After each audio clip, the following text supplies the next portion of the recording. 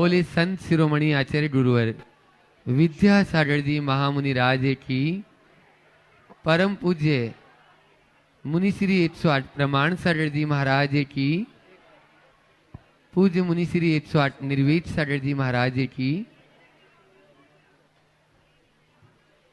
सभी लोग शांत बैठे। आज पंच कल्याणक प्रतिष्ठा महोत्सव में प्रथम दिन यह गर्भ कल्याणक का दिन है और पूज्य गुरुदेव का ऐसा आशीर्वाद मिला डॉक्टर अनिल जी गर्ग और उनकी टीम को कि आज उन्होंने गर्भ कल्याणक के इस पूर्वार्ध और कल गर्भ कल्याणक के उत्तरार्ध में एक अनूठा 2 दिन की यह वर्कशॉप कार्यशाला, जो एक अनूठी प्रयोग यहाँ पर अनेकों माताओं बहनों को लाभ भी प्राप्त होगा। अभी यहाँ पूज्य महाराज श्री जी भी आ रहे हैं और वो भावना योग के माध्यम से इस गर्भ संस्कार और भावना योग, जो यह 2 दिन की कार्यशाला यहाँ पर रखी गई है, उसमें बहुत सारे लोगों ने अपना रजिस्ट्रेशन कराया और आज मैं देख रहा हूँ यहाँ पर बहुत सारे लोग अभी आ चुके हैं, आ रहे हैं और ऑनलाइन भी, चाहे देश में चाहे विदेश में, सभी इस कार्यक्रम को सुन रहे हैं। मैं चाहूँगा महाराज श्री जी आएंगे तब अपन डॉक्टर साहब का बहुत अच्छे से पूर्ण रूप से उनका विधिवत सम्मान आदि होगा। लेकिन अभी आज हर व्यक्ति यह चाहता है कि हमारी संतान उत्तम से उत्तम हो, हमारी संतान महापुरुषों में उनका भी नाम आए। आज ही हमने एक कोटेशन लिखा कि आप किसी को 1 घंटे के लिए अपने घर निमंत्रण देकर बुलाना चाहते हो तो उसके घर जाकर आप निमंत्रण पत्र देते हैं, साथ में उसको बोलते हैं कि आप पधारिए। जिसके साथ जीवन भर रहना है उसके लिए आपने क्या निमंत्रण की तैयारी की। बस इन 2 दिनों में वही निमंत्रण की तैयारी या गर्भ कल्याण, जब तीर्थंकर जैसी आत्मा आज माता मरुदेवी की उस कुर्सी में आने वाली है, जिसके द्वारा जन जन का कल्याण होने वाला है। आज हम सबका भी कल्याण उस आत्मा के द्वारा होने वाला है। ऐसी ही आत्मा को सब अपने गर्भ में धारण करना चाहते हैं, लेकिन उसकी प्रक्रिया क्या है वो बता रहे हैं डॉक्टर अनिल जी गर्ग और उनकी पूरी टीम। डॉक्टर करिश्मा जी, डॉक्टर जगदीश जी जोशी यहाँ पर उपस्थित हो चुके हैं। एक बार जोरदार करकल ध्वनि तालियों के साथ में उनका अभिवादन करें। और मैं चाहूँगा कि आगे का आज चूंकि अपना जो शंका समाधान का जो कार्यक्रम होता है, अंत में यदि समय बचा तो इसी से संबंधित प्रश्न भी अपन गुरुदेव से कर पाएंगे, जो इसी से रिलेटेड होंगे। यह ऐसा अभी डॉक्टर साहब से भी बात हुई। आगे डॉक्टर अनिल जी गर्ग अपनी प्रस्तुति दे रहे हैं और उसके बाद में अपन पूज्य महाराज श्री जी को भी पूर्ण रूप से इस बारे में सुनेंगे। डॉक्टर अनिल जी गर्ग। नमोस्तु महाराज जी, नमोस्तु आप सभी को। विद्यासागर जी महाराज के चरणों में नमोस्तु। आप थोड़ा शांत रहेंगे तो अच्छा रहेगा। और भैया ये काम आप बाद में कर लेंगे तो अच्छा रहेगा, आप अभी बंद कर दीजिएगा उस काम को।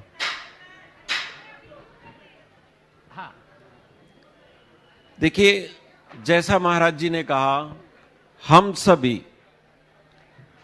एक उत्तम संतान प्राप्त करना चाहते हैं और चाहते हैं कि हमारे घर में कोई डॉक्टर आए, कोई इंजीनियर आए, आईएएस ऑफिसर आए, महाराज जी आए, महावीर आए, बौद्ध आए, शिव आए, शिवाजी आए, माहिल्या आए, झांसी की रानी आए। तो क्या ये संभव है?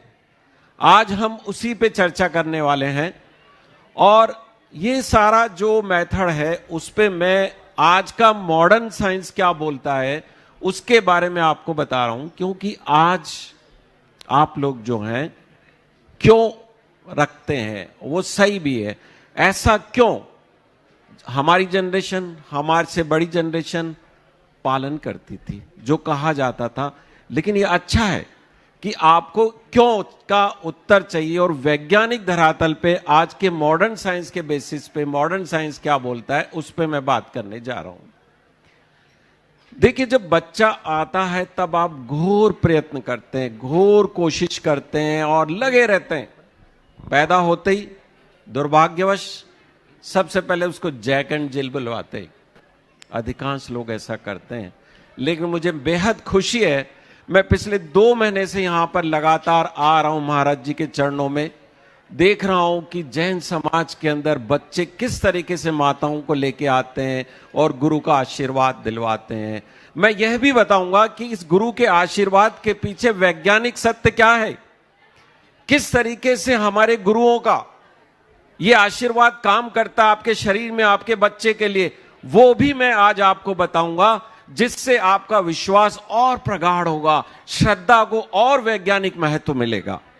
तो बच्चा आ गया पृथ्वी पर, तब आप प्रयास करते हैं क्योंकि आपको पता भी नहीं है। देखिए, जब बच्चा आ जाता है तो वो ऑलरेडी 80% से ज्यादा प्रोग्राम हो चुका होता है। ये ऐसे ही है जैसे आप एक मिट्टी का घड़ा लेके आते हैं। मिट्टी का घड़ा लेके आने के बाद आप उसके आकार में कोई परिवर्तन नहीं कर सकते। हर मिट्टी का घड़ा ठंडक देगा, ठंडा पानी देगा, आवश्यक नहीं है। हो सकता है वो घड़ा पानी लीक करे, ठंडा ना करे, जल्दी टूट जाए। आपका उसमें कोई भी योगदान नहीं है। आप सिर्फ उसको अच्छा कलर कर सकते हैं, अच्छी जगह पे रख सकते हैं, ठंडी जगह पे रख सकते हैं, छान के पानी भर सकते हैं। एग्जैक्टली सेम वे जो बच्चा आपके पास आया है उसका आप ज्यादा कुछ नहीं कर सकते। 80% उसका मस्तिष्क, कॉग्निटिव बिहेवियर, विचार बन चुके हैं। अब हम उसको परिष्कृत करने के लिए सारे धर्मों में, जैन धर्म में, अन्य सनातनी धर्मों में कुछ संस्कारों का प्रचलन है। सनातन में 52, फिर 26 और अब 16 संस्कारों के बारे में बात की जाती है। 16 संस्कार आपको परिष्कृत करने के लिए, संस्कारित करने के लिए, सुसंस्कृत बनाने के लिए वो आपको विभिन्न स्तर पर आपका प्यूरिफिकेशन किया जाता है। उसमें से पहला संस्कार है गर्भ संस्कार, जिस पे आज हम चर्चा करने वाले हैं। देखिए, गर्भ संस्कार क्या है। गर्भ में 3 चीजें महत्वपूर्ण है, आप ध्यान रखिएगा। कृपया आप सुनेंगे तो अच्छा रहेगा, आपको आने का लाभ होगा। नहीं तो आप आए और चले गए, इससे कुछ भी नहीं मिलेगा। आपका टाइम वेस्ट होगा, मेरा भी टाइम वेस्ट होगा। तो आपसे मेरा निवेदन, आप प्लीज ध्यान से सुनिएगा। 3 काम आप करते हैं गर्भ संस्कार में। जो गर्भस्थ बालक है, जिस क्षण उसने कंसीव किया, अपना कदम रहा आपके पावन गर्भ में, उस वक्त से बाहर आने तक उसकी केयर, उसका पालन। दूसरा आप करते हैं, उसको एजुकेट करते हैं, जो आप 3 साल का, 2 साल का होने के बाद करते नहीं। जिस क्षण बच्चे ने आपके गर्भ में कदम रखा, उस क्षण से ही उसकी एजुकेशन शुरू हो जाती है, पैदा होने के बाद नहीं। फिर एक और इंपॉर्टेंट है ट्रेनिंग। ट्रेनिंग भी आप उसकी उसी वक्त शुरू कर सकते हैं। तो 3 चीजें आपको गर्भ में करनी है बालक की: पालन, एजुकेशन एंड ट्रेनिंग। और जब ये तीनों आप कर देंगे तो उस वक्त उसका मस्तिष्क उसको ग्रहण करने के लिए तैयार है और वो आपकी हर चीज को बहुत जल्दी ग्रहण करेगा। और जब वो बच्चा आएगा तो एक बच्चा बहुत अच्छे तरीके से सुसंस्कृत, संस्कारित, एजुकेटेड, ट्रेंड होगा। अब आता है, ये इतना ही इजी है जैसे एक दूध से आप दही बना सकते हैं, एक दूध से छाछ भी बना सकते हैं, पनीर भी बना सकते हैं, घी भी बना सकते हैं और चीज भी बना सकते हैं। ये आपको पता है सिर्फ एक दूध से क्या क्या बनाया जा सकता है और वो बनाने के लिए आपको क्या क्या करना है।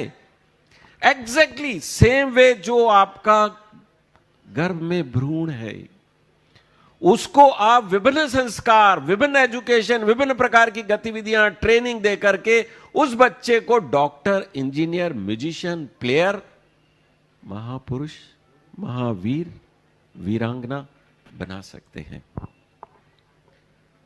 अब आप देखिएगा कि किस तरीके से बच्चे का निर्माण होता है, उस साइंटिफिक प्रोसेस को मैं बताता हूं आपको। गर्भधारण की प्रक्रिया, मां से अंडाणु मिलता है, ओवम, ओवरी से निकलता है, पुरुष से उसे स्पर्म मिलता है, स्पर्म ओवम पे जाकर के उसका मिलन होता है और वो स्पर्म इस तरीके से अंदर प्रवेश करता है। आप देखिएगा, इस प्रक्रिया को ध्यान से देखिएगा, ये एक बहुत महत्वपूर्ण प्रक्रिया है। अब ये स्पर्म ओवम से मिल गया, 33 क्रोमोसोम पिता से, 36 मां से आते हैं, ननिहाल पक्ष से 23 आते हैं। अक्सर कई बार मैं पूछता हूं आपके परिवार में कौन, तो नाना पक्ष को भूल जाते हैं। अरे नाना ने 50% दिया है आपको, तो 50% नाना से, 50% दादा से आए। उसके बाद में आत्मा एंटर होती है अपने चित्तवृत्तियों के साथ। आपको कषाय का पता है, एक चिपचिपा पदार्थ होता है जिससे पूर्व जन्मों के कर्म जुड़े रहते हैं। काला घेरा जो मैंने आपको दिखाया, वो आत्मा अपने पूर्व जन्म के कर्मों के साथ जो कषाय पे चिपके रहते हैं उसके साथ में आपकी उस भ्रूण में एंटर होती है। इस कोशिका, चेतना आने के बाद कोशिका डिवाइड होती है, भ्रूण का निर्माण होता है, एम्ब्रियोजेनेसिस होता है और 9 महीने बाद ये प्यारा बालक आपकी गोद में आता, किलकारियां भरता हुआ, और आपके चेहरे पे एक मुस्कान आती है, परिवार प्रफुल्लित होता है और आप उसी दिन से कमर कस लेते हैं, अब मैं इसको ये बनाऊंगा। पिता बोलता मैं इसको ये बनाऊंगा, दादा कहता नहीं मैं तो इसको संत बनाऊंगा, और आपकी प्रक्रिया शुरू होती है। आप 12 महीने लेट हो चुके हैं, उस दिन 12 महीने। अब 12 महीने क्यों, मैं आपको बताऊंगा। ये बालक जो बना है पिछले जन्म के कर्मों के लेके आया, प्रारब्ध, वो जो आत्मा मैंने आपको बताई उसका प्रारब्ध। अब यहां पर आप कैसे परिवर्तन कर सकते हैं, यदि आप एक दिव्य आत्मा का आह्वान करते हैं। मुनीश्री प्रमाण सागर जी आपको भावना योग के द्वारा बताएंगे किस तरीके से आप एक दिव्य आत्मा का, आप इच्छित आत्मा का आह्वान कर सकते हैं। और यह किया जा सकता है जिस तरीके से आप एक अच्छे बालक की चाह रखते हैं, उसी तरीके से उत्तम आत्माएं चाह रखती है कि उनको एक ऐसा परिवार मिले जहां पर वो अपनी योग्यताओं को दिखा सके, समाज के प्रति समर्पित हो सके। महान आत्माएं इंतजार कर रही होती है। हमारे भगवान महावीर स्वामी की आत्मा ने भी इंतजार किया, उनको मां त्रिशला की कोख मिली, एक पवित्र कोख, एक पवित्र वातावरण मिला, श्री राम को भी मिला, और उन्होंने उस कोख की तलाशी की। उस कोख की तलाशी कब हुई, जब उन्होंने उसकी तैयारी की, जब मां त्रिशला का के संस्कार, उसका वातावरण, उसका संयम, खान पान, सब कुछ दैविक होगा, दिव्य होगा, तो दिव्य आत्मा गर्भ में प्रवेश करेगी। दूसरा है माता पिता के क्रोमोसोम, जो मैंने आपको बताया 23 मम्मी से 23 पापा से आते हैं, उनमें भी आप परिवर्तन कर सकते हैं। इसे एपिजेनेटिक्स बोलते हैं। आज विज्ञान कहता है कि आप अपने क्रोमोसोम का, जीन्स के गुलाम नहीं हो। जैसे जीन से कोई जरूरी नहीं है कि उनसे वो आनुवांशिक रोग होगा, थैलेसीमिया होगा, क्लेफ्ट लिप पैलेट होगा, ही होगा डॉर्फिज्म होगा, ही होगी, नहीं। यदि आप मेहनत करते हैं, इसे एपिजेनेटिक फैक्टर कहते हैं, एनवायरमेंटल फैक्टर को चेंज करते हैं, खान पान संयम को चेंज करते हैं, स्ट्रांग डिजायर रखते हैं, तो क्रोमोसोम के फिनोटाइपिक मींस उनकी एक्सप्रेशन में, व्यवहारिक गुण में परिवर्तन कर सकते हैं। इसे एपिजेनेटिक बोलते हैं। ये ऐसे ही जैसे एक बच्चे को गंदे बच्चों के साथ रखते हैं तो वो गंदा बच्चा बन जाता है, और अच्छी संगति पे, महाराज जी की संगति में रखते हैं तो वो दैविक गुण सहित होकर दैविक बच्चा बन जाता। बच्चा वही है, तो जो परिवर्तन वो एपिजेनेटिक्स के कारण हुआ तो वो भी आप कर सकते हैं।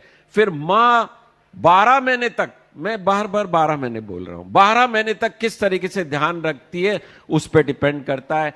और एक बात बहुत महत्वपूर्ण, अक्सर घरों में बच्चा कैसा होता है, लड़का लड़की खराब अच्छा, उसका सारा दोष परिवार मां को देता है। लेकिन उस बच्चे के निर्माण में परिवार के एक एक सदस्य का उतना ही रोल है जितना मां का। अरे मां ने तो 9 महीने इतना कष्ट सहा है, वो दिव्य है, देवी है, जो आपके कुल दीपक को जन्म देने वाली है, वो आपके पोते को जन्म देने वाली है, वो आपके भांजे को, आपकी भांजी को जन्म देने वाली है, भतीजा भतीजा आने वाले हैं, तो वो तो पूजनीय है। उस 9 महीने में वो देवी है, क्योंकि एक आत्मा का, जीवात्मा का उसी के थ्रू पृथ्वी पे अवतरण होने वाला है। तो उसको दोष देना, अपने आप को दोष देना है, क्योंकि उस वक्त वो आपके कुल दीपक को ला रही है। तो जैसा वातावरण आप प्रोवाइड करोगे वैसा बच्चा बनेगा। जैसे एग्जाम्पल हम लेते हैं, हिरण्याकश्यप को जानते हैं, दानव था, राक्षस था, लेकिन उसकी पत्नी सुशील थी, दिव्य थी, सात्विक थी। वो नहीं चाहती थी कि उनके खानदान में एक राक्षस का जन्म हो।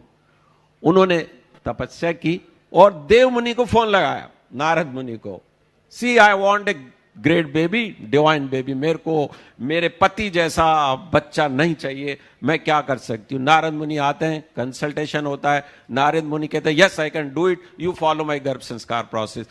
और वो नारद मुनि मां कयादु को अपने आश्रम में लेके जाते हैं। घोर तपस्या, आश्रम का पवित्र वातावरण भ्रूण को मिलता है, फल स्वरूप एक दिव्य आत्मा का जन्म होता है जिसे बोलते हैं प्रहलाद। ये एग्जाम्पल मैं आपको इसलिए दे रहा हूं कि आप ये समझें कि आपका वातावरण कुछ भी हो, यदि आप चाहते हैं कि आपको ऐसा पुत्र या पुत्री चाहिए तो आपको प्रयास करेंगे तो वैसा मिलेगा।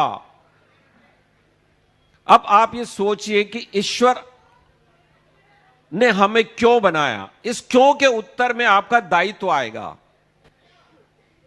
ये साउंड नहीं आ रहा क्या? क्या हुआ? परमपिता परमेश्वर तो चैतन्य थे, उनमें चेतना थी, शाश्वत थे। क्यों उन्होंने अपने आप को जड़ में समाहित किया? क्यों जीवात्मा के रूप से इस शरीर के अंदर धारण करके कई कष्ट भोगे? उसका कारण था कि वो जो एक गैस का गुब्बारा था, पूरा ब्रह्मांड शुष्क था, वहां कोई प्रेम नहीं था, कोई संगीत नहीं था। वो चाहते थे एक ऐसी सुंदर दुनिया का बनाना जहां पर सिर्फ प्रेम हो, प्रेम का संगीत हो, सुंदर पौधे हो, अच्छे पक्षी हो, मानव हो, स्त्री पुरुष से प्रेम करे, पुरुष स्त्री से प्रेम करे। इसलिए उसने हमारा निर्माण किया। अतः दिव्य संतान पैदा करना आपका दायित्व है, सामाजिक दायित्व है, क्योंकि वो संतान सिर्फ आपकी नहीं है, वो संतान समाज की है, राष्ट्र की है, दुनिया की है, और वो ही संतान इस समाज का निर्माण करने वाली है। यदि आपका बच्चा अच्छा है और बाहर के 9 बच्चे अच्छे नहीं है तो आपका अच्छा बच्चा खराब बन जाएगा। तो आपको तो अपना अच्छा या दिव्य बच्चा है, श्रेष्ठ संतान पैदा करनी है, पड़ोसी के घर भी अच्छा बच्चा होना चाहिए। नहीं तो वो अच्छा एक 9 के साथ क्या करेगा, जैसा आज हम देख रहे हैं कि चारों तरफ कुछ लोग मानवता के दुश्मन बने हुए हैं। किस प्रकार का संहार चारों तरफ हो रहा है, इसका हमें ध्यान रखना होगा। सोरठी कवि ने तो यहां तक कहा है कि ए जननी जने तो भक्त जन, कै दाता कै सूर, नहीं तो रहे बांझड़ी मति गमाजे नूर। कितना गहरा है। ये आपका दायित्व है कि आप एक श्रेष्ठ संतान का, एक नॉर्मल संतान को आप जन्म दें।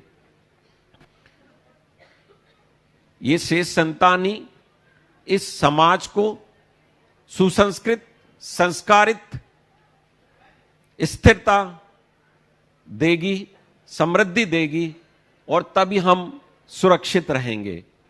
आपने अभिमन्यु का एग्जाम्पल सुना। मां सुभद्रा में उन्होंने 6 चक्र भेदन की प्रक्रिया सुनी। 7वें में मां सुभद्रा सो गई, बालक भी सो गया और वो नहीं सीख पाया। वीर शिवाजी का जन्म, मां जीजाबा ने 9 महीने वीरता की कहानी सुनाई, क्योंकि वो चाहती थी मुगल शासन से मुक्ति। उस वक्त जो महिलाओं का, पुरुषों का संहार हो रहा था, जो अत्याचार हो रहा था, उससे वो चाहती थी मुक्ति दिलाना। 9 महीने तक घोर तपस्या की और एक वीर को जन्म दिया, शिवाजी। उन्होंने क्या किया हम सभी जानते हैं। इस ऐसे ही विवेकानंद जी हैं, उनकी मां ने 9 महीने तपस्या की, विवेकानंद जन्म हुआ, राम आए। अब राम का जन्म कौशल्या ने, दशरथ और कौशल्या ने किया। जब कुशलता पूर्वक 10 इंद्रियों को आप वश में करेंगे तो राम आएंगे। राम ऐसे ही नहीं आएंगे, महावीर ऐसे ही नहीं आएंगे, बौद्ध ऐसे ही नहीं आएंगे। इसके लिए आपको घोर तपस्या और यत्न करना पड़ेगा। हमें भगवान महावीर की जन्म कथा पता है। एक और बात, जब दिव्य आत्माएं आपके गर्भ में प्रवेश करती है तो उनकी दिव्यता इतनी होती है कि मां पे भी उसका प्रभाव आता है। न केवल मां पे बल्कि सारे वातावरण पे उसका इफेक्ट आता है। और मां त्रिशला ने ऐसे दिव्य स्वप्न देखे थे, ये आपको पता है। तो आप चाहते हैं आपकी कोख से कोई ऐसे दिव्य आत्माएं, भगवान महावीर आए, बिल्कुल मुश्किल नहीं है। आप डिसाइड कर लें, अपने दिव्यता पैदा करें अपने अंदर, अपना स्तर उस तक ले जाएं, मां त्रिशला तक, मां कौशल्या तक। आपके पति अपने इंद्रियों को, 10 इंद्रियों को कंट्रोल में करें तो राम भी आ सकता, महावीर भी आ सकता है। अब चाहते हैं कि ये कैसे हो। अब एक सिंपल चीज है जो महर्षि ने आपको बताई कि आप किसी को निमंत्रण देने के लिए जाते हैं, अपने एक छोटी बर्थडे पार्टी के लिए उसके घर पे जाके निमंत्रण देते हैं। क्या आपने अपने बच्चे के लिए ऐसा प्रयास किया? आप एक मकान बनाते हैं, कितनी तैयारी करते हैं, प्लॉट देखते हैं, ये देखते हैं, इंजीनियर आता है, आर्किटेक्ट आता है, सब लोग बैठते हैं, घंटों नहीं महीनों डिस्कशन होता है। ऐसा बनेगा, ऐसा फर्नीचर होगा, ऐसे पर्दे आएंगे, ऐसे। क्या संतान पैदा करने से पहले आपने तैयारी की थी? संतान बाई चांस नहीं होनी चाहिए, जैसे मकान बाई चांस नहीं होता है।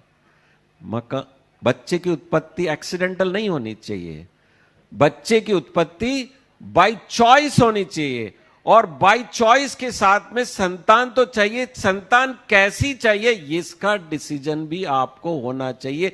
जैसे आपने डिसाइड किया कि कैसा मकान आपको चाहिए, वैसे ही संतान कैसी आपकी होगी उसकी प्लानिंग भी आपको होनी चाहिए। आपको क्रिकेटर चाहिए, संत चाहिए, म्यूजिशियन चाहिए, तबला वादक चाहिए, ये आप ही को डिसाइड करना होगा।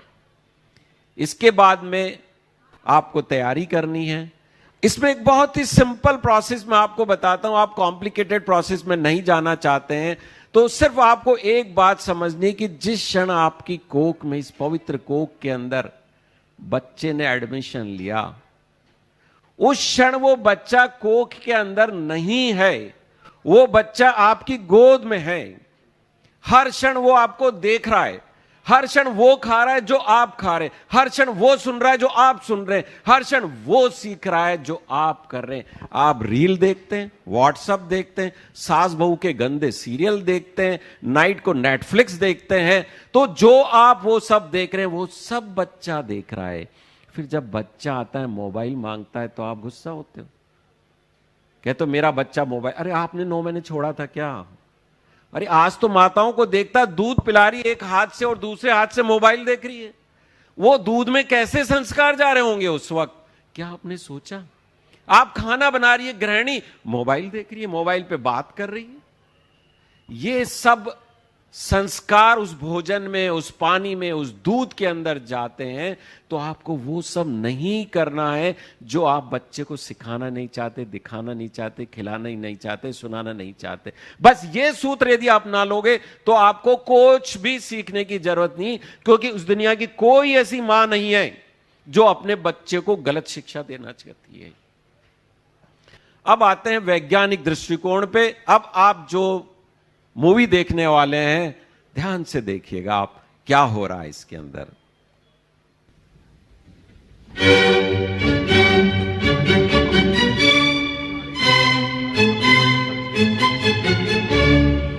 बाहर म्यूजिक बज रहा है और बच्चा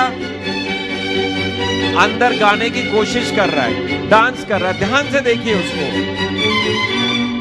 हो सकता है इस वक्त आपका बच्चा भी ये म्यूजिक सुनकर के अंदर कुछ कर रहा हो।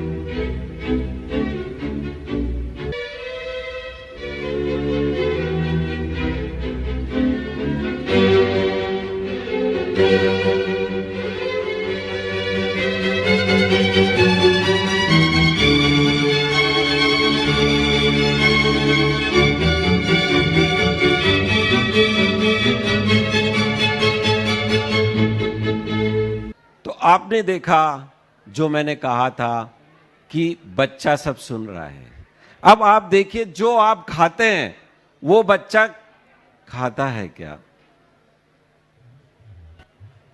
100 pregnant women 32 to 36 weeks, and took 4D ultrasound scans to see how the babies would react when the mothers are given different flavors.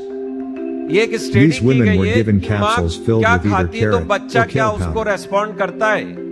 Fetuses exposed to the carrot flavor showed laughter face responses, while those exposed to the kale flavor showed cry face responses. In this study, researchers took 100 pregnant women 32 to 36 weeks, and took 4D ultrasound scans to see how the babies would react when the mothers are given different flavors. These women were given capsules filled with either carrot or kale powder. और ये पत्ते Fetuses exposed to the carrot flavor showed laughter face बच्चा खुश responses, हो रहा है, मुस्कुरा रहा while है। those exposed to the kale flavor और जब showed कड़वी cry face चीज दी तो बच्चा responses. रोने लगता है। Scientists believe that fetuses experience taste by inhaling the amniotic fluid. It is the fluid that surrounds growing fetus during pregnancy. And what the mothers eat might influence babies' taste preferences later in life. This study is still going on. आपने देखा ये दो महत्वपूर्ण, आप क्या खा रहे हैं, बच्चा खाता है। और न केवल उस वक्त खा रहा, हो सकता है जीवन भर उसको टेस्ट उस चीज का रहे। तो कृपया करके, कई बार जैसे बच्चे जिद करते हैं, मैं हरी सब्जी नहीं खाऊंगा, मैं दाल नहीं खाऊंगा। मां प्रेगनेंसी के दौरान भी शायद ऐसा करती थी। तो उस वक्त आप वो सारी पौष्टिक चीजें खाएं जो बच्चे के लिए आवश्यक है, आपके स्वास्थ्य के लिए आवश्यक है, जिसके लिए आपका डॉक्टर आपको एडवाइस करता है। उस वक्त अपने टेस्ट को भूल जाएं, क्योंकि वो पौष्टिकता आपके बच्चे के लिए आवश्यक है, नहीं तो वो बच्चा जीवन भर नहीं खाएगा। अब हम आते हैं कि किस तरीके से जब मम्मी पापा लड़ते हैं, ये घर में झगड़ा होता है, सास बहू से, बहू सास से झगड़ती है, तो बच्चे पे क्या होता है? अरे वो मासूम बच्चा तो आया ही नहीं है, आप उसको क्या दिखा रहे हैं? ये देखिए बच्चा किस तरीके से रो रहा है, क्राई कर रहा है। क्या आप चाहेंगे कि आप लड़ो और उसका प्रभाव आपके बच्चे पे पड़े? मैं सारी सासों से निवेदन करता हूं, प्लीज उस 9 महीने में, और सारी बहुओं से निवेदन करता हूं उस 9 महीने में एक प्रण ले लें, एक कॉन्ट्रैक्ट साइन कर ले। इस 9 महीने में हमका कितना ही विचार मतभेद हो, कितना ही झगड़ा करने की इच्छा हो, पत्नी आपको कितना ही खाना खराब बना के दे, बहू सेवा करे या नहीं करे, सास की, उस वक्त मत लड़ो। इकट्ठे कर लो पेपर पे, 9 महीने बाद सारा हिसाब कर लेना, बाद में लड़ लेना। क्योंकि जो बच्चा आ रहा है उससे तो आपका झगड़ा नहीं है ना। बहू खराब हो सकती, सास खराब हो सकती, लेकिन वो बच्चा तो नहीं हो सकता। तो उसके सामने मत लड़ो। और जब भी लड़ो, ये फोटो ध्यान रख लेना, तो आप कभी नहीं लड़ोगे। और 9 महीने बाद आप लड़ना भूल जाओगे, सिर्फ क्योंकि आप 9 महीने में प्रेम का आनंद ले चुके होंगे। सिर्फ आपके जीवन में प्रेम रहेगा। अब आप देखिए, बच्चा है, ये नॉर्मल बच्चा है, और अब देखिए बच्चा इरिटेट हो रहा है, खुजली कर रहा है, बार बार चेहरे पे हाथ लगा रहा है। ये क्यों कर रहा है मालूम है? इसकी मां बाहर स्मोकिंग कर रही है। एक जमाना था तब कब अम्मी लड़कियों से और महिलाओं से नहीं पूछते थे do you smoke, but nowadays we ask every woman and the girls do you smoke as a history. Many of the girls आज स्मोकिंग करती है, जो बेहद खतरनाक है। तो और उसका प्रभाव आप देखिए कि आप स्मोकिंग कर रही हो, आपके बच्चे में स्मोकिंग का सबसे ज्यादा डेंजरस इफेक्ट होता है उसके मस्तिष्क पे और उसके व्यवहार में। ये विभिन्न मुद्राएं हैं, बाहर क्या क्या हो रहा था वैसा वैसा बच्चा रेस्पॉन्ड करता जा रहा है। ये पूरे केमिकल्स से, जब आप तनाव में रहते हैं तो किस तरीके से आपके शरीर में केमिकल्स बनते हैं, वो हार्मोन बनते हैं प्लेसेंटा के थ्रू, डायरेक्ट ब्रेन पे जाते हैं और ब्रेन के डेवलपमेंट पे सीधा इफेक्ट डालते हैं, सीधा इफेक्ट डालते हैं। इस तरीके से एक एक्सपेरिमेंट किया फ्रॉग के ऊपर, उसको कुछ वेव्स दी गई और वो फ्रॉग ने करके सेलेंडर बन गया। जैसा हम सुनते हैं ना, गर्भवती माताओं को 9 महीने मोबाइल पूर्णतया वर्जित है। वर्जित इतना है कि वो पास में रख के ना सोए और पति भी ना देखे। ये पालन कठोरतम है, ना टीवी देखना, ना न्यूज सुनना है, और मोबाइल से तो कोसों दूर रहना है। 12 महीने, गर्भधारण के 3 महीने पहले और गर्भधारण के 9 महीने के दौरान ये कठिन व्रत, और मैं कह सकता हूं आप लोग तो कर सकते हैं। जो लोग जैन धर्म का पालन कर रहे हैं, कठोरतम धर्म है जिसके अंदर कठोरतम तपस्याएं की जाती है, और आप कर रहे हो तो ये तो मोबाइल की बहुत छोटी सी बात, आप आराम से कर सकते हो। फिर आता है कि मैंने कहा था कि गुरु जो आशीर्वाद देते हैं उसका मतलब है क्या? जो आपको अच्छे शब्द बोले जाते हैं, आपको बड़े लोग महाराज श्री आशीर्वाद देते हैं, क्या उन शब्दों में ताकत है, वो फलित होते हैं? तो उसके ऊपर एक जापानी साइंटिस्ट ने एक्सपेरिमेंट किया। पानी को उन्होंने कुछ अच्छे शब्द और बुरे शब्द सुनाए, तो पानी की संरचना में ही परिवर्तन हो गया, क्योंकि वाटर में मेमोरी होती है। अब आप देखिएगा, ये जापानी साइंटिस्ट ने एक्सपेरिमेंट करके बताया। पानी लिया, पानी की बोतल में कुछ अच्छे शब्द लिए, किस तरीके से मॉलिक्यूल्स की संरचना बनी,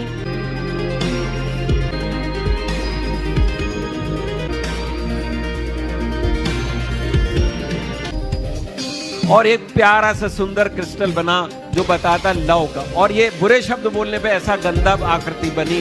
डिस्कस, जब आप किसी को बोलते हैं मेरे को गुस्सा आ रहा है, और जब आप किसी को थैंक यू बोलते हैं, और जब आप एटर्नल पीस में होते हैं। तो जो गुरु के आशीर्वाद है, उनके गुरु वचन है, उनके चरण है, वो बहुत महत्वपूर्ण है आपके लिए, आपके परिवार के लिए, आपके डेवलपमेंट के लिए, आपके बच्चे के लिए।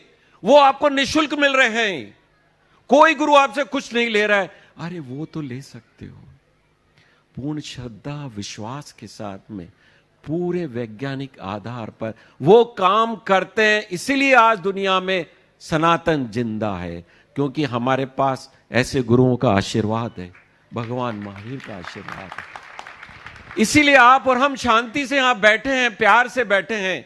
गुरु ने आपको बुलाया और आप आ गए, तो इन आशीर्वादों को लें और अपने बच्चों को ज्यादा से ज्यादा दिला। एक और स्टडी है, वो मैं इसमें बता नहीं पा रहा। जब आप गुरु के चरण छूते हैं और अपने आज्ञा चक्र पे उनका अंगूठा छूता है, तो उससे आज्ञा चक्र में परिवर्तन होकर आप अपने पिछले जन्मों के अपने कर्मों से ऋण हो सकते हैं। ये स्टडी मैं कभी आपको प्रूव करके बाद में बताऊंगा, लेकिन ऐसा होता है। तो गुरु चरणों में सब कुछ है।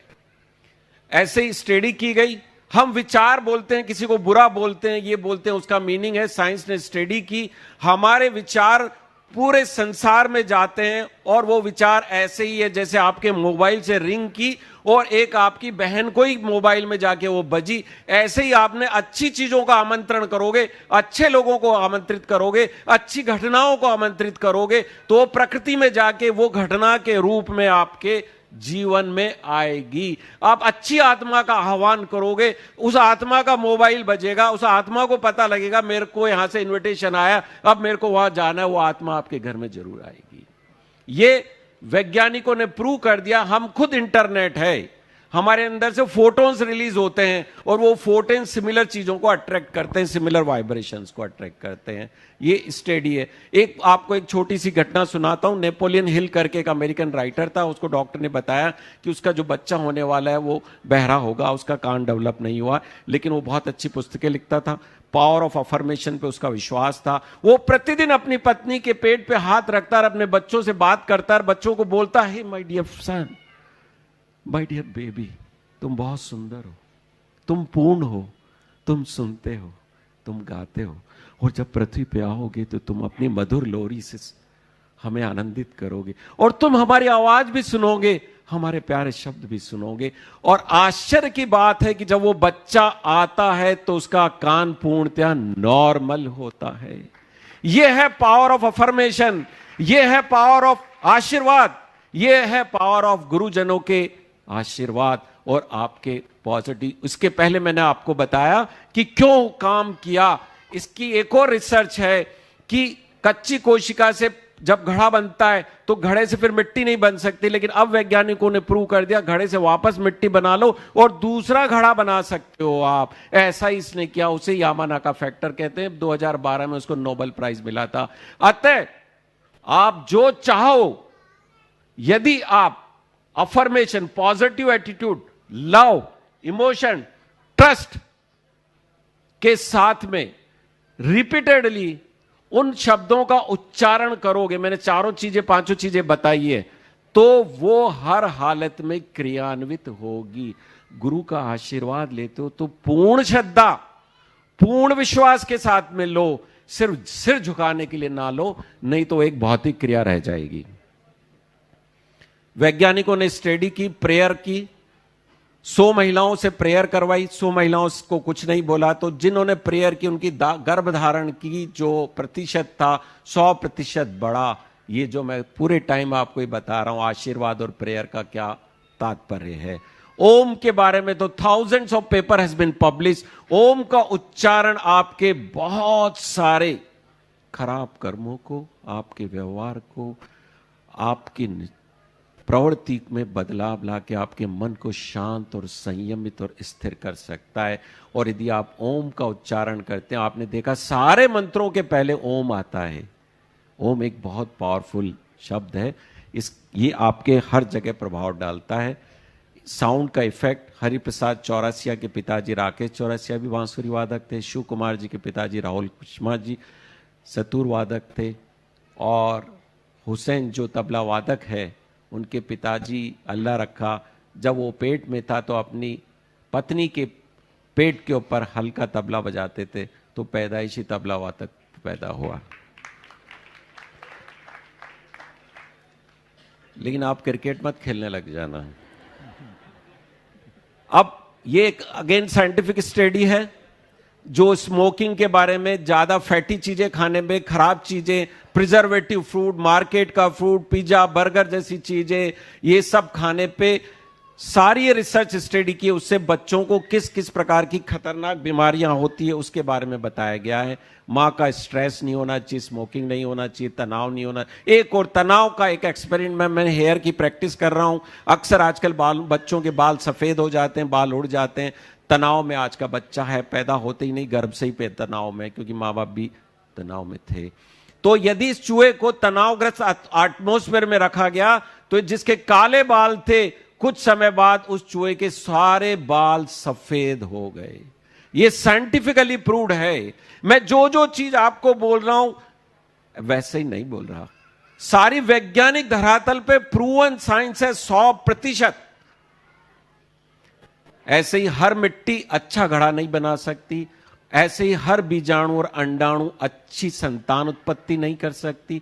उसके लिए आपको मेहनत करनी। और जो मैंने आपको कहा, बच्चा 9 महीने नहीं 12 महीने, तो बच्चा धारण के पहले 3 महीने का पयोव्रत होता है जो बहुत महत्वपूर्ण होता है। उस वक्त आपके अंडाणु और बीजाणु को आपको सशक्त बनाने होते हैं, तब जाकर के आप एक दिव्य आत्मा को जन्म दे सकते हैं। इसका एग्जाम्पल देते हैं। एक बार श्री कृष्ण ने, माधव ने, केशव ने अपनी पत्नी रुक्मणी से पूछा, ए प्रिय, तेरे को कैसा पुत्र चाहिए? रुक्मणी बड़े प्यार से अपने केशव की आंखों में झांक के देखती है, हे केशव, तेरे को देना ही तो तेरा जैसा पुत्र दे, मेरी कोख से एक दूसरे कृष्ण को जन्म देना चाहती हूं। रुक्मणी ने कह दिया। कृष्ण गंभीर हुए और बोले, लेकिन हमें व्रत करना पड़ेगा। 12 साल तक रुक्मणी और कृष्ण, कृष्ण जो विष्णु के अवतार थे, जो इस सृष्टि के पालनहारा है, रचयिता है, उन्होंने बद्री पर्वत पे बद्रीनाथ में जाके 12 साल तपस्या की, तब जाके उनको प्रद्युम्न जैसी श्रेष्ठ संतान हुई। तो श्रेष्ठ संतान को लाने के लिए आपको उतने प्रयास करेंगे तो जरूर आपकी कोख से कृष्ण, राम और महावीर आएंगे।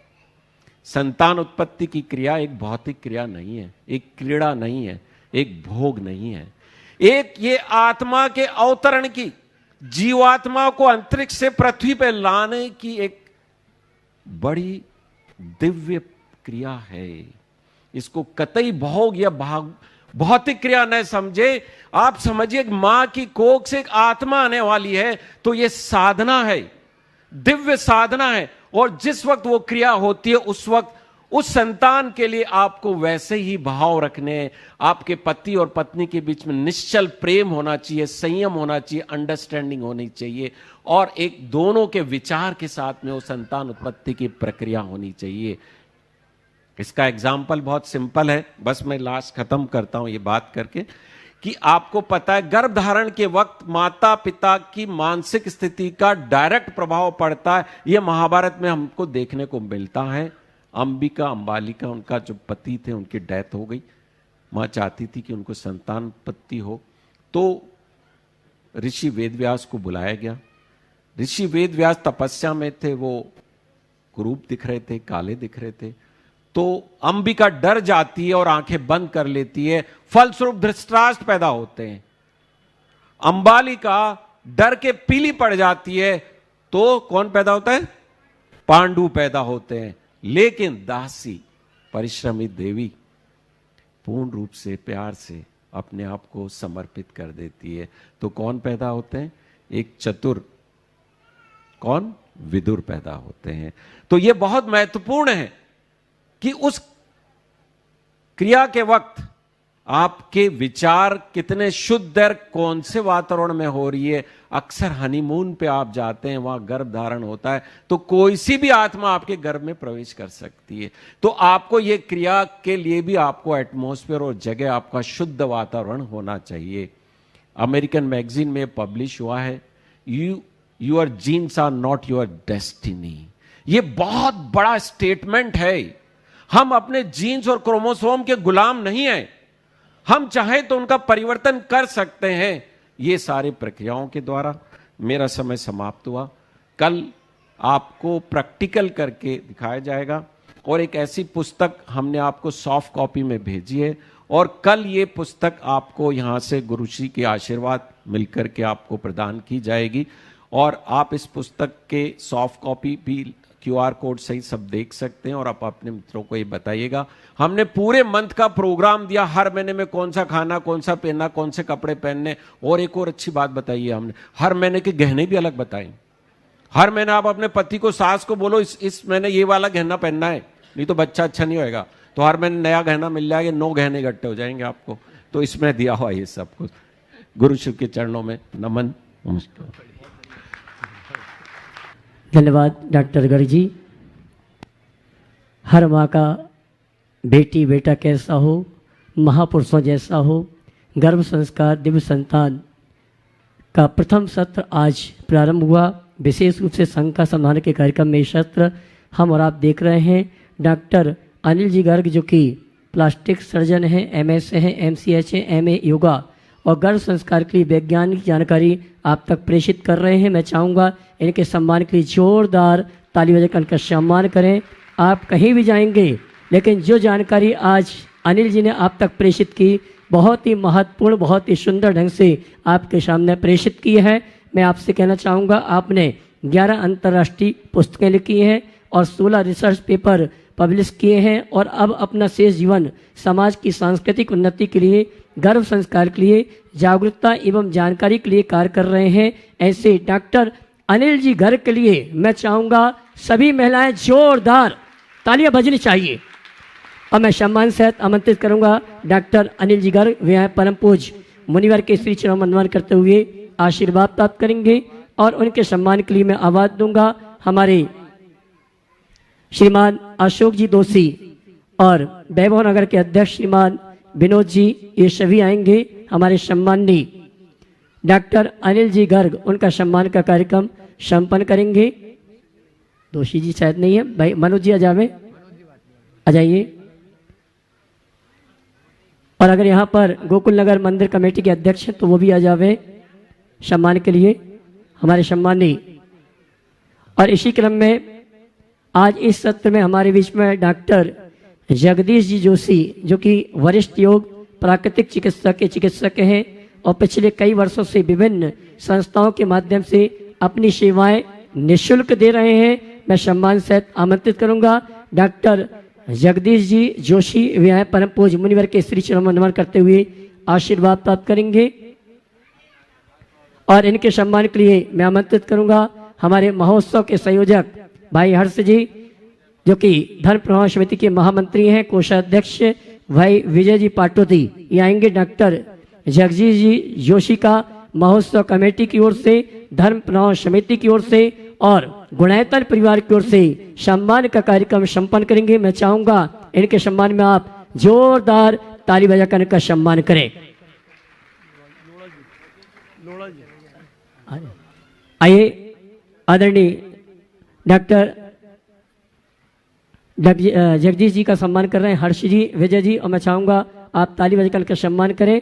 और आइए, और मैं सम्मान से आमंत्रित करूंगा श्रीमान लोढ़ा जी को, वे भी आए, जिनके माध्यम से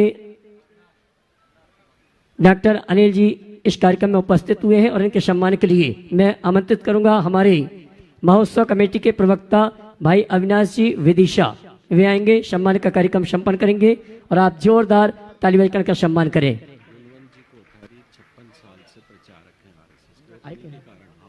श्रीमान गुणवंत जी गृह त्यागी हैं, जो कि आरएसएस के विगत कई वर्षों से प्रचारक हमारे बीच उपस्थित हैं। मैं आमंत्रित करूंगा, वे आए, परम पूज्य मुनिवर के श्री चरण वंदन करते गुरु वंदना का सौभाग्य प्राप्त करेंगे। श्रीमान गुणवंत जी जोरदार ताली बजाकर के सम्मान करें, मंच पे लेके आए उनको यहाँ तक। और ये जो व्यवस्था आप डॉक्टर अनिल जी घर के माध्यम से देख रहे हैं, हमारे गुणवंत जी के माध्यम से जन जन तक पहुंचाई जा रही है। ऐसे गुणवंत जी के लिए आप जोरदार ताली बजाकर का सम्मान करें। और इनके सम्मान के लिए आमंत्रित करूंगा हर्ष भैया अजावे, साथ में विनोद जी और विजय जी, भाई नीरज जी एडवोकेट, आप भी अजावे। और आइए, आज जिन्होंने गुणायतन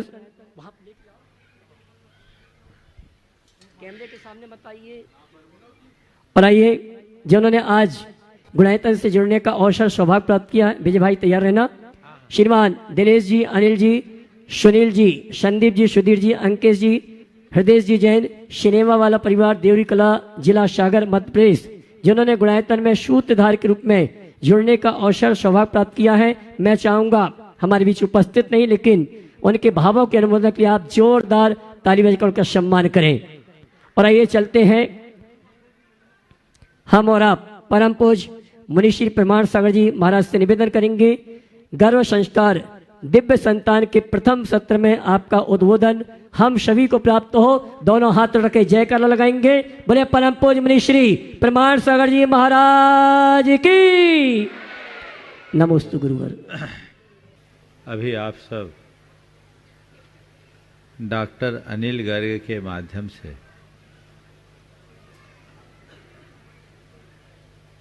गर्भाधान की जो वैज्ञानिक प्रक्रिया है उसे सुन रहे थे। डॉक्टर साहब ने बहुत ही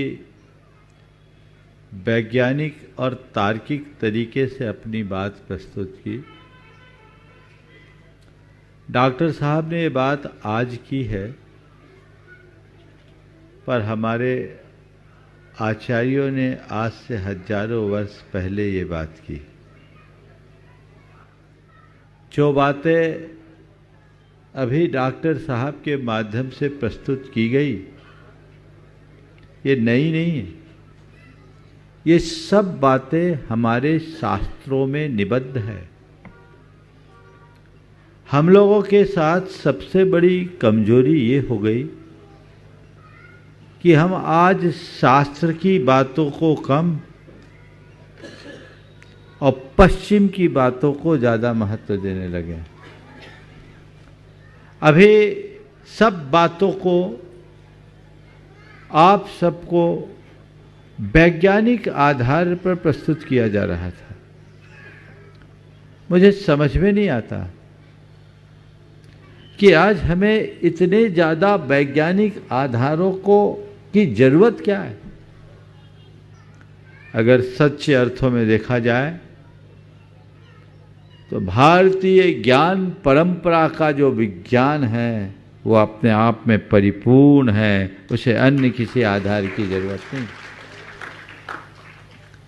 हम अपने शास्त्रों की कुछ प्रसंगों को देखें, आप पाएंगे कि ये जो बातें अभी आपके बीच कही गई ये हमारी ही बात की नई व्याख्या है। आज मुझे भावना योग भी कराना है और कुछ प्रासंगिक बातें भी करनी है। मुझे इस बात की बेहद प्रसन्नता है कि भगवान के गर्भ कल्याणक के इस प्रसंग पर आज गर्भाधान जैसी संपूर्ण प्रक्रिया पर इतनी खुली, स्पष्ट और वैज्ञानिक चर्चा आप सबके बीच हुई। इसकी बहुत जरूरत है। सबसे पहली बात तो मैं ये कहना चाहूंगा कि संतानोत्पत्ति कोई क्रिया नहीं है। संतान की उत्पत्ति एक साधना है। सबसे पहले यदि हम अपने शास्त्रों को पलट कर देखें तो विवाह का उद्देश्य ही बहुत व्यापक बताया गया। विवाह क्यों करते हैं? यहाँ ज़्यादातर विवाहित जोड़े बैठे हैं और जो नहीं है वो सब उम्मीदवार हैं, है ना? आखिर हम लोगों को छोड़ के, नहीं तो उल्टा मत बोल देना। ये विवाह का उद्देश्य क्या? आप सुनकर आश्चर्य करेंगे।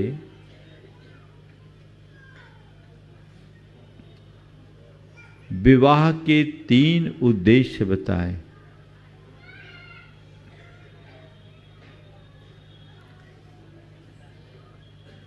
संतति, प्रजा उत्पत्ति, धर्म संपत्ति और रति। यानी पहला उद्देश्य संतति का विकास। केवल संतान नहीं, संतति।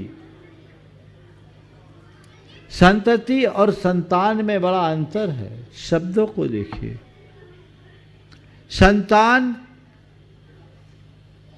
एक शिशु को जन्म देने का नाम है, पर संतति जिसके साथ हमारे संस्कारों का प्रवाह जुड़े वो संतति।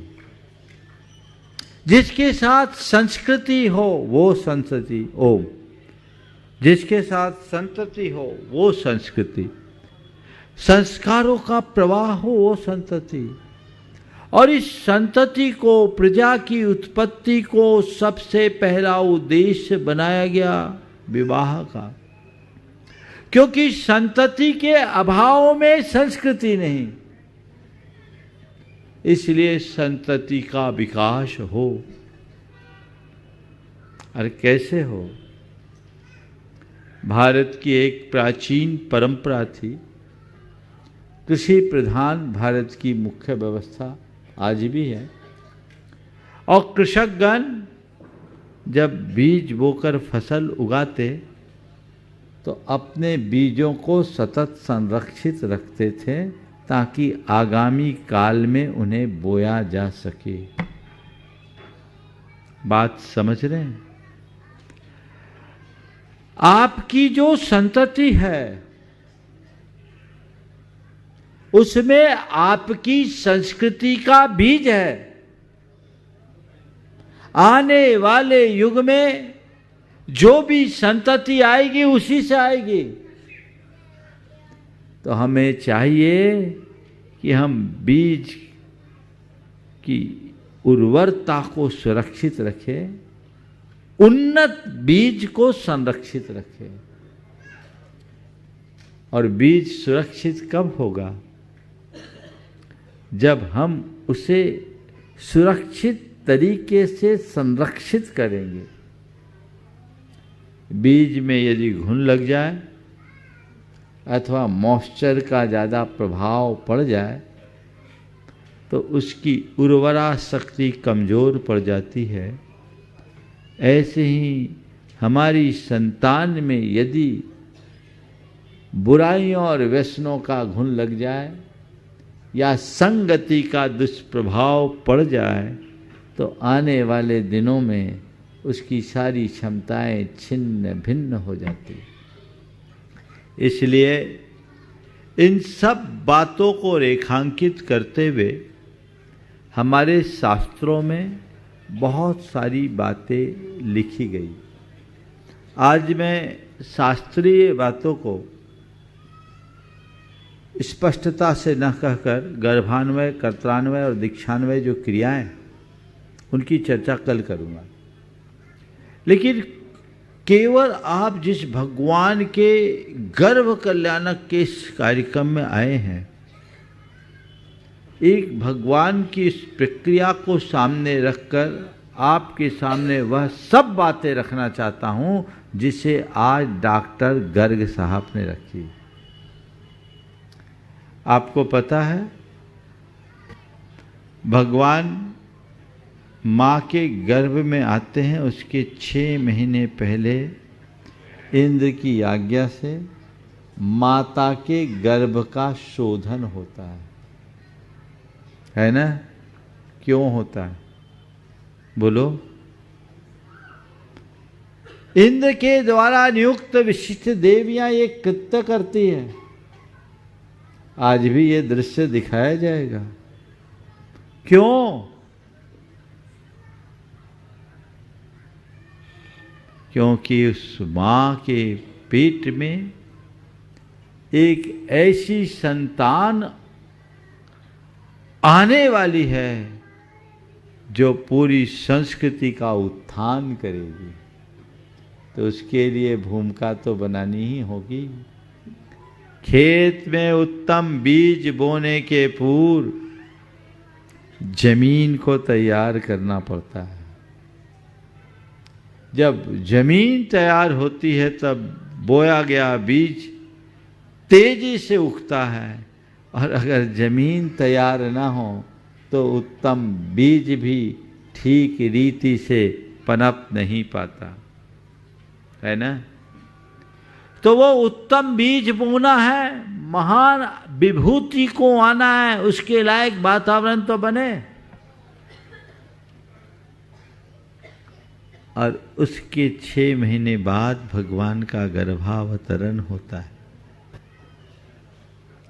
उसके पूर्व से मां में वह संयम साधना प्रारंभ हो जाती। अभी आप सबसे कहा गया 3 महीने पहले आह्वान। आप चाहते हैं संतान आए। आजकल एक भाषा बदल गई, हम बेबी प्लान कर रहे हैं।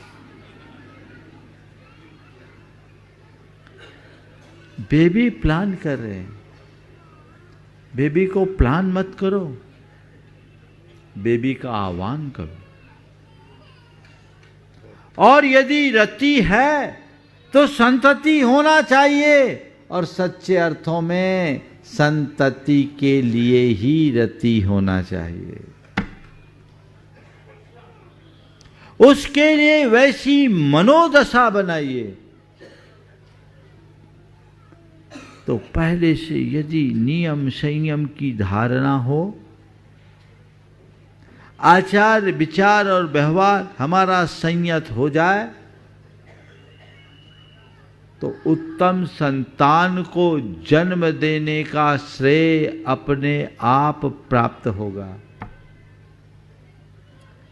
और उसके उपरांत हमारे यहाँ आधान क्रिया, मोद धृति क्रिया, प्रीति क्रिया, धृति क्रिया, मोद क्रिया, फिर प्रियोद्भव या प्रसूति क्रिया आदि आदि बहुत सारी क्रियाएं। इन सब में विधि विधान तो है ही।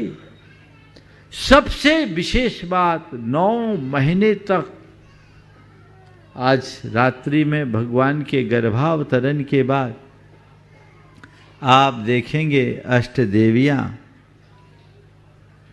और 56 कुमारी देवियां, अष्ट देवियों के नेतृत्व में माता की सेवा में निरत रहेगी और मां का 9 माह, पूरा का पूरा 9 माह का काल कैसे बीतेगा?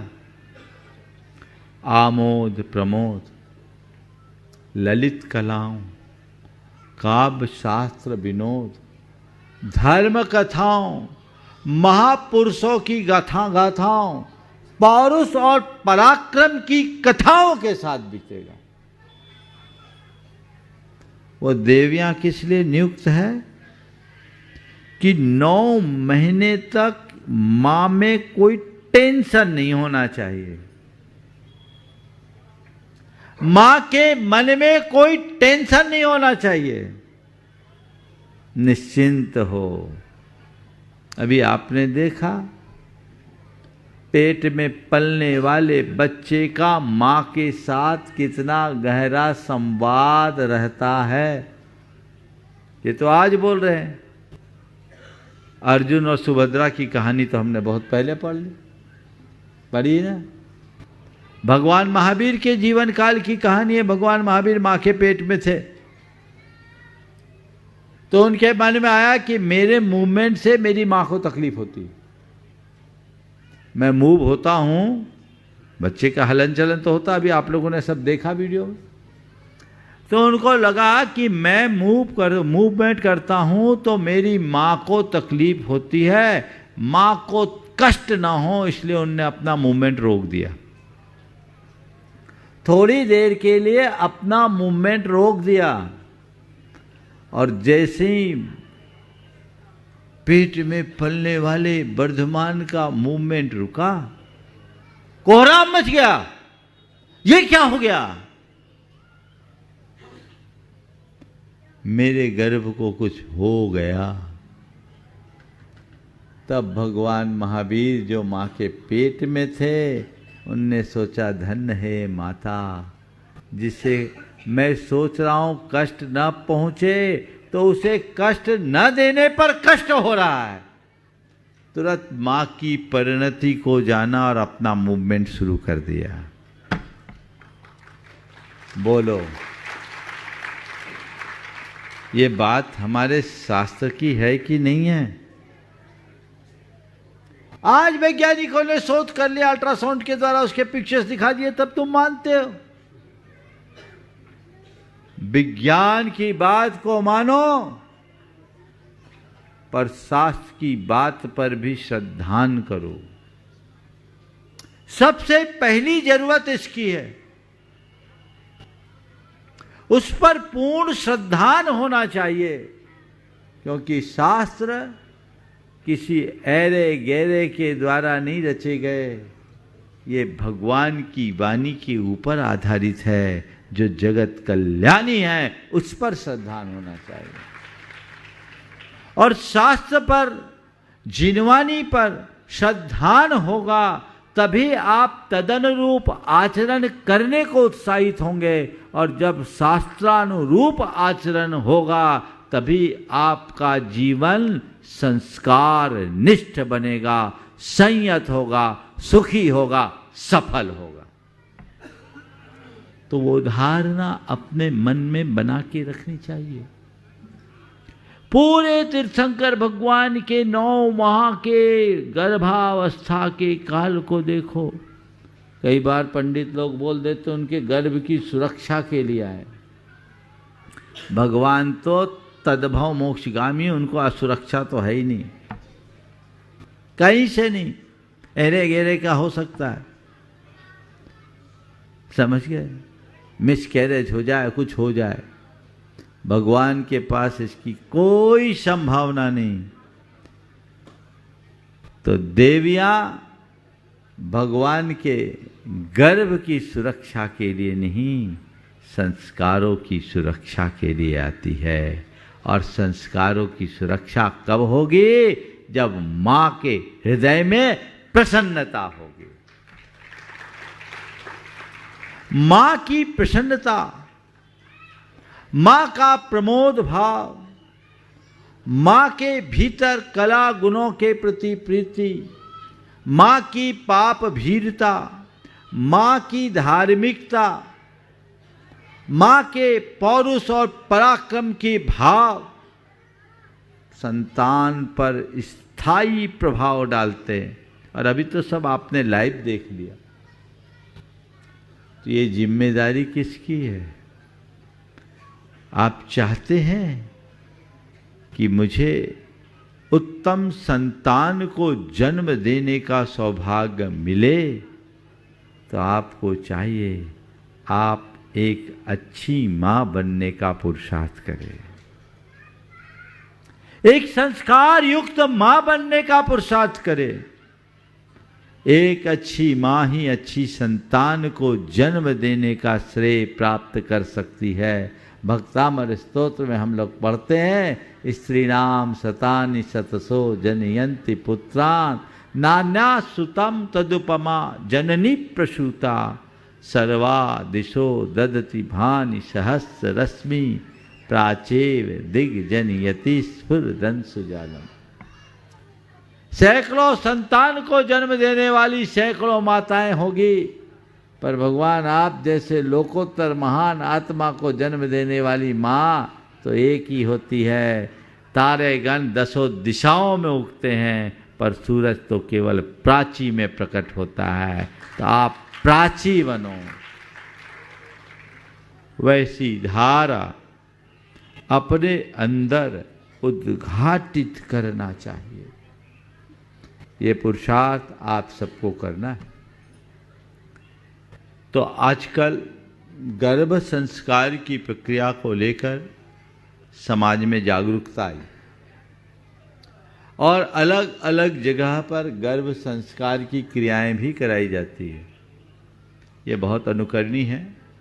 जैन शास्त्रों में गर्भ संस्कार की संपूर्ण क्रिया है, पर एक बात ध्यान में रखना है कि गर्भ संस्कार केवल कर्म कांड नहीं है। मुझे इसमें भी एक विडंबना दिख रही है कि गुरुजनों से प्रेरणा पाकर लोग गर्भ संस्कार की तरफ तो मुड़े हैं, लेकिन इसे भी एक कर्म कांड बना दिए। हर महीने में, कुछ लोग महीने में कराते हैं, कोई 3 महीने में कराते हैं, कोई 6 में, 5वें महीने में, फिर जो है कराते हैं अलग अलग। और घंटा आध घंटे की क्रिया करा ली है, कुछ मांत्रिक क्रियाएं कर ली और संतुष्ट हो जाते हैं कि हमने गर्भ संस्कार करा लिया, अब हम उत्तम संतान को जन्म देने का सौभाग्य प्राप्त कर लेंगे। ऐसे मुगालते में मत रहना। कोरे कर्म कांडों से कोई लाभ नहीं होने वाला। गर्भ संस्कार कोरा कर्म कांड नहीं है, एक साधना है। तो 9 महीने जैसी बातें भी आपको बताई गई, आप वैसे रहे, आपको कोई कठिनाई नहीं होगी। और इन्हीं सब बातों को ध्यान में रखते हुए मैंने गर्भवती महिलाओं के लिए 9 मिनट का भावना योग तैयार किया।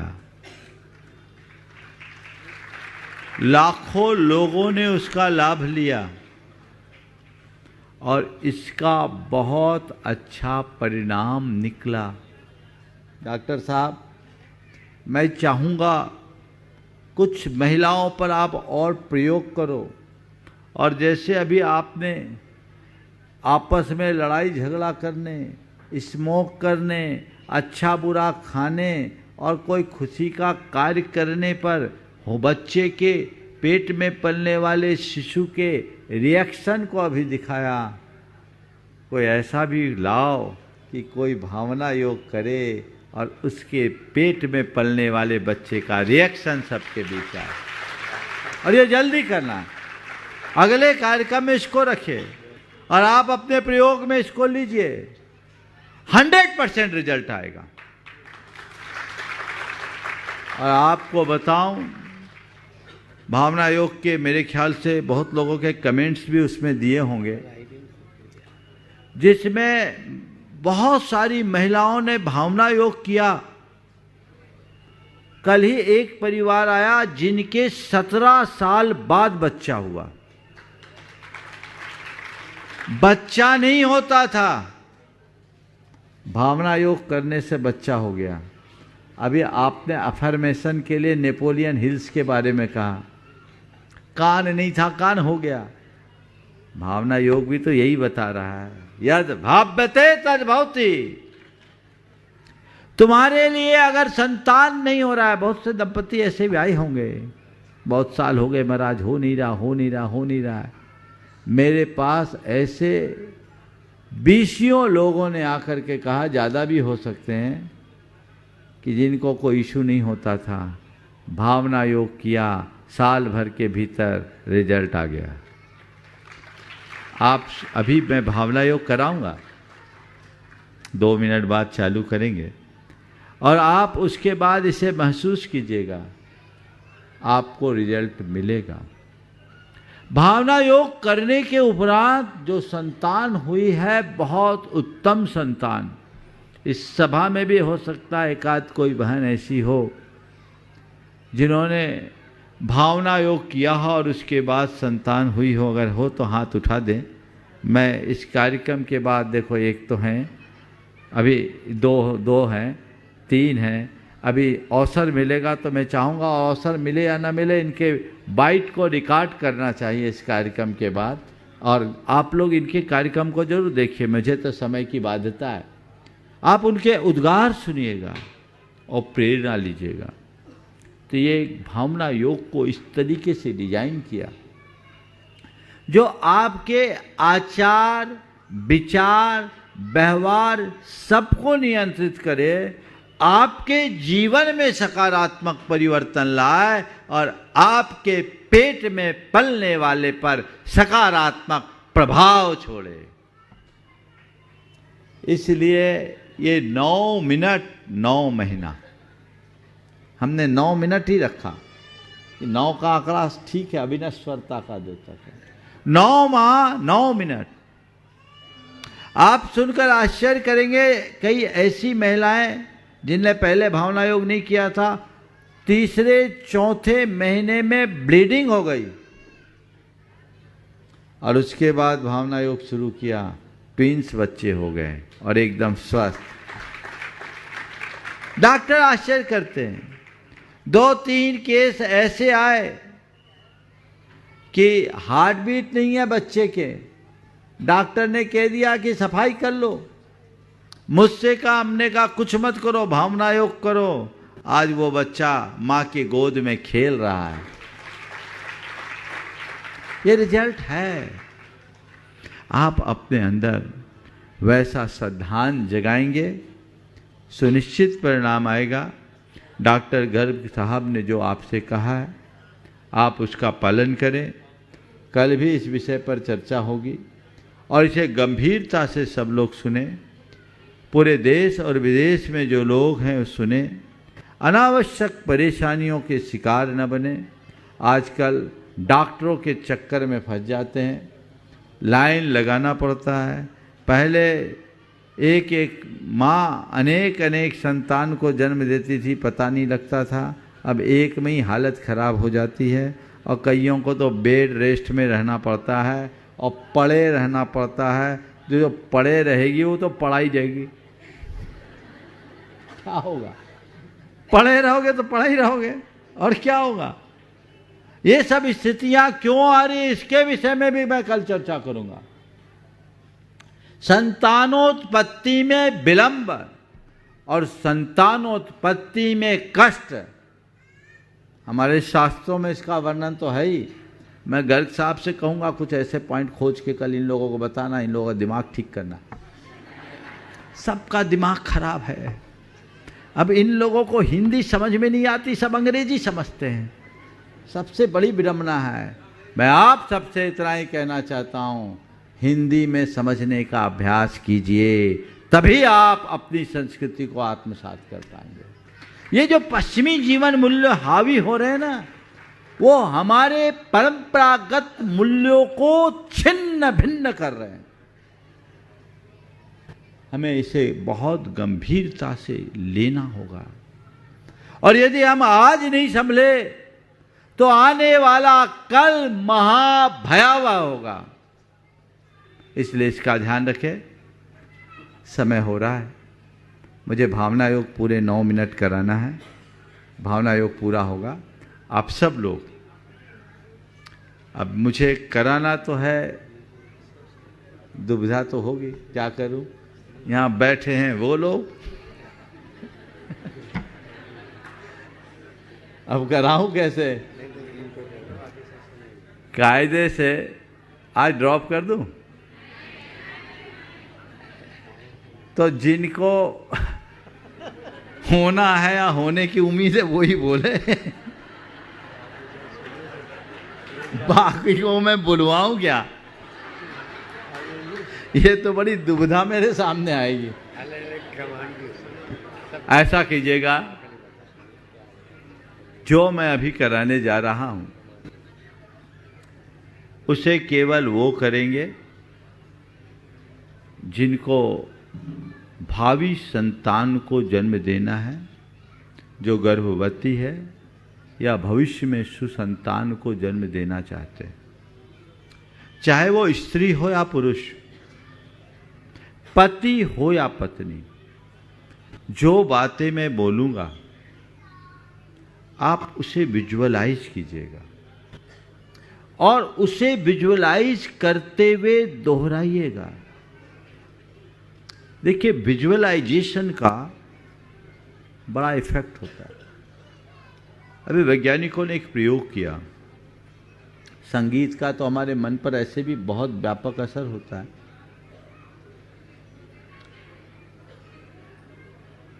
प्रयोग किया गया, कुछ लोगों ने पियानो बजाया।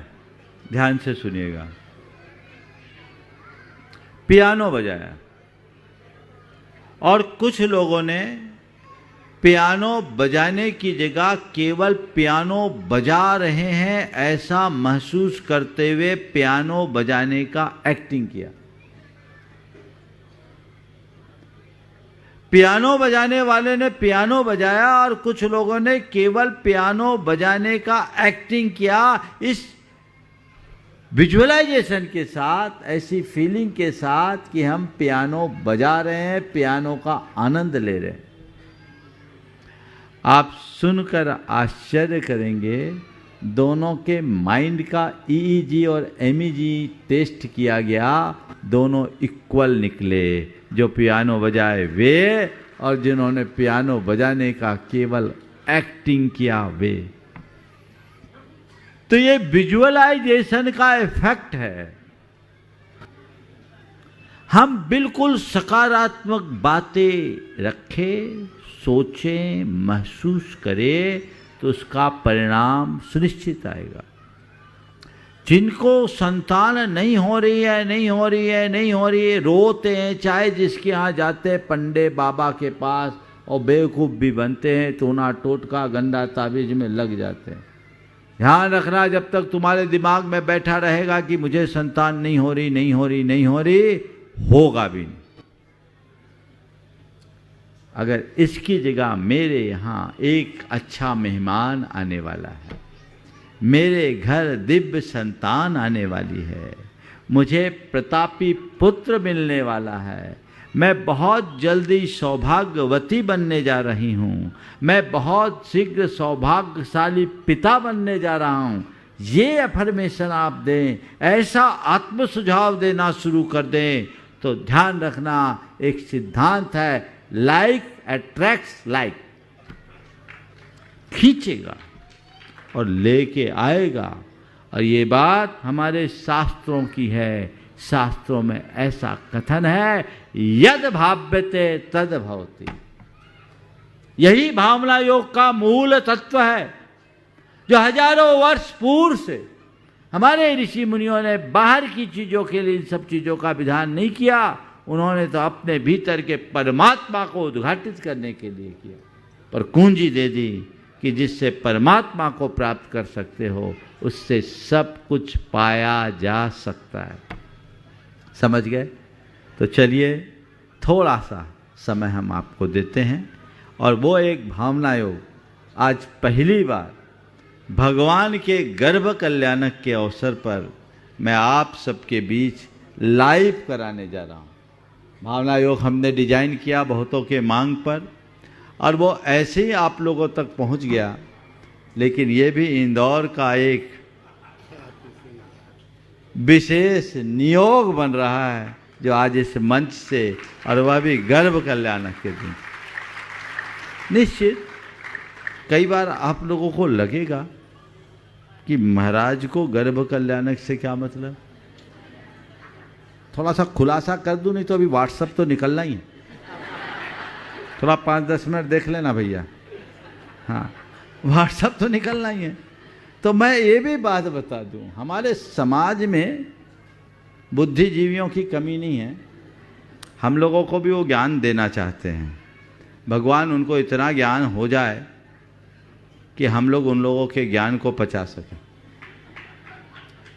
बंधुओं, ये क्यों हम लोग आखिर ऐसा क्यों कह रहे हैं, उन सब के लिए मैं ये कहता हूं, आदि पुराण में आचार्य जिनसेन ने इन सब बातों का उल्लेख क्यों किया? बोलो, क्यों किया? सीधे मोक्ष की बात करते, रत्नत्रय की बात करते, सम्यक दर्शन की बात करते, बच्चा पैदा करने की बात क्यों कर रहे? अरे भैया, मोक्ष मार्ग पर चलने लायक संतान होगी तब तो मोक्ष मार्ग पर चल पाओगे। बीज ही विकृत हो जाएगा तो वृक्ष विकसित कैसे होगा? तो हमें अपने बीजों को संभालना है, संतति को बचाकर ही संस्कृति को बढ़ा सकेंगे। इसलिए एक नारा मैं देना चाहता हूं, संतति बचाओ, संस्कृति बढ़ाओ। ये संदेश पूरे जगत में जाना चाहिए, और इस उद्देश्य से प्रेरित होकर यदि आप ऐसी बातें कहते हैं तो मुझे इसको कहने में क्या संकोच। मेरा ध्येय आपके संसार को बढ़ाने का नहीं है, मेरा ध्येय हमारी संस्कृति को बचाने का है, संस्कृति को आगे बढ़ाने का है। तो हम संस्कृति को आगे बढ़ाएं, इस भाव से उत्तम संतान को जन्म देने का सौभाग्य कैसे प्राप्त हो, मैं आप सबसे कहूँगा। तो इसमें बाकी सब आंखें बंद करके बैठेंगे, केवल वे लोग जो माता पिता बनने वाले हैं या बनना चाहते हैं, जिनकी कोई संभावनाएं हैं, वे मेरी बातों को विजुअलाइज करते हुए बार बार बार बार दोहराएंगे और निश्चित उसका परिणाम पाएंगे।